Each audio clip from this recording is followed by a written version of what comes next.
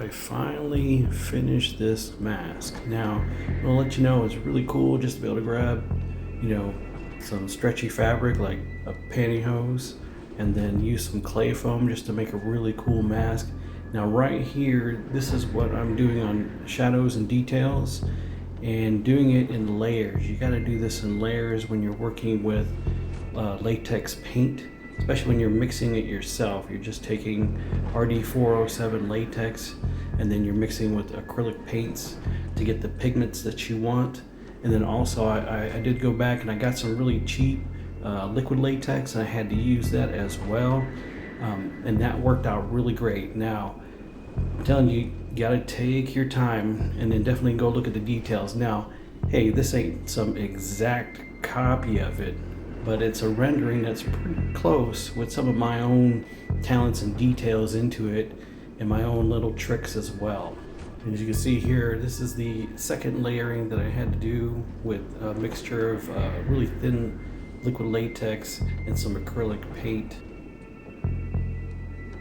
Now this was, of course, like I like to do, is I'm using black light paint, but also using glow in the dark acrylic paint. And it really brings things out. Now, this looks pretty cool, hey, it looks pretty cool under the black light, but there was something else I found out which was pretty neat. And what comes in handy, and like I said, really makes you pop and makes you scary, and then it'll just set that mood to be really creepy. It's that glow in the dark acrylic paint, hands down. It looks sick. That thing is awesome. And this is, I'm not even done here, This was just me doing the test and checking it, making sure everything looks good and that I've done everything pretty close the way I would like it to look. I put enough veins in there, that kind of thing. That's what I was looking at here.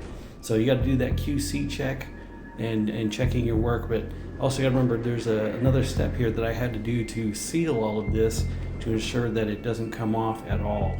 So yeah, this part right here just turned out awesome because I had the black light and I was like, okay, this is cool. And I said, well, oh yeah, I got that glow in the dark paint. Took that light out. Wow, look at that. That is crazy.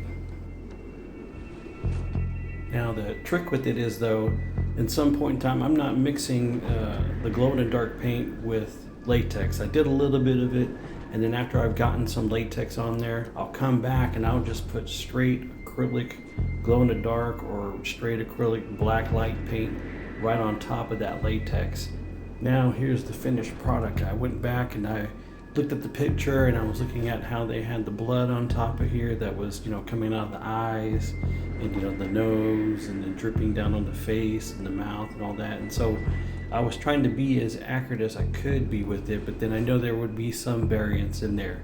But this is just me taking spray paint, Krylon, spraying it in the cap, and then carefully pouring it in different areas. Of course, I'm wearing gloves, mask, all that, just to make sure I'm wearing the correct PPE, being safe, and then just dripping this on here. And you have to manipulate the headstand and all that, lean it back, lean it forward, lean it sideways, so that way you can get it to drip in the direction you want it to go.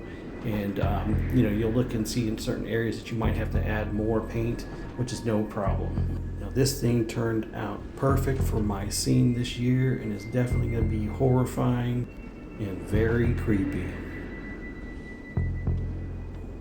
But there we go. Hope you guys like this. Please like, share, subscribe if you haven't already, and also if you have any questions, you can add it in the comments or you can send me an email.